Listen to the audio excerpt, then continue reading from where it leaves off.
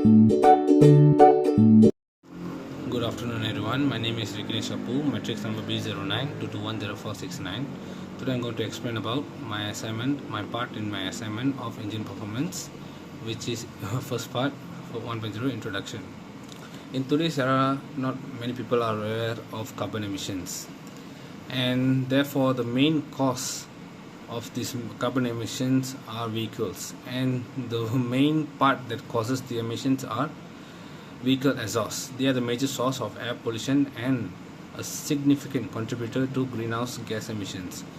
Therefore, they are giving or posing a significant threat to global warming, which makes our surrounding more hotter, and plants are dying, and therefore many effects. To confront or to overcome this issue, many research and development has been done. Therefore, we scientists have come up with certain sophisticated devices to utilize the maximum usage to reduce carbon emission around the world. The advantage or advancement of technology in this era is crucial ongoing towards a cleaner and less polluted global atmosphere. Thank you. My name is Rikesh. Hi, my name is Yuvaraja Rajendran from BMK S1/2. My matric number is B0922100004. Okay, now currently I want to talk about the assignment based on the history of my project. Okay, when the worries about air pollution began to get attention in the middle of the 20th centuries, there was an immediate need to reduce automobile emissions.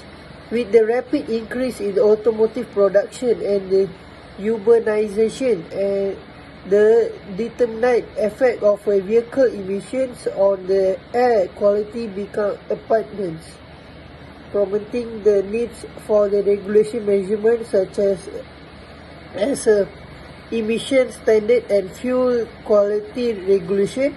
Over the years, a new number of pollution reduction technology, including lead burning engines, diesel particulate filters (DPF), and exhaust gas recirculation (EGR) system, and selective catalytic reduction (SCR) system has been created via ongoing research and development. The development address particularly kinds of emission from various engine types such as diesel, petrol, and hybrid powertrains. Vehicle electrification has become more popular in the recent years as a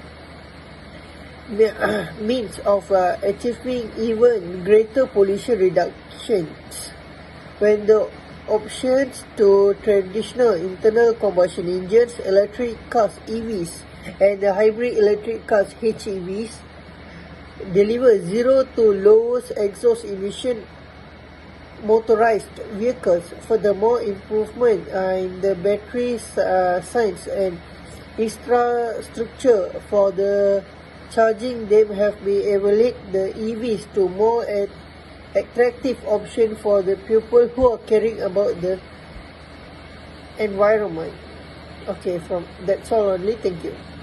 This is the system and technology diagram. From pipe A, the exhaust gas will flow to the mid pipe. After that, the exhaust gases will flow to the catalytic converter. After that, the gases flow to the exhaust pipe B. After that, the gas will flow to the muffler. Finally, the gas is out from the exhaust pipe tip. Okay, next is diagram of common emission reducing device found in the modern vehicle, which mean catalytic converter. Okay, from the inlet, from the exhaust produce the gas, right? So, which means hydrogen, carbon monoxide, and nitrogen oxide. From the catalytic converter, will convert the gas into water, carbon dioxide and nitrogen. This is the main function of the catalytic converter. Okay, next is air system and secondary air management. Okay, this is the diagram. Air fuel and the entering to the mixed fuel. They will into the intake engine, and the catalytic converter will convert the emission gas. Okay, to low HC and CO, fresh air is into the exhaust system. Air system is sent from the air pump to the exhaust manifold when the engine is cold start. The generate additional heat to exempt the warming of the EGO sensor and catalytic converter, allowing the fuel controller to switch to the closed loop more rapidly. The exhaust manifold additionally excite the CO and HC, which mean hydrocarbon and carbon monoxide. Okay, this is the bomb start when the system has sent from the air pump to the catalytic converter. So that time the oxygen will reduce the nitroxide, carbon monoxide, hydrocarbon. Thank you.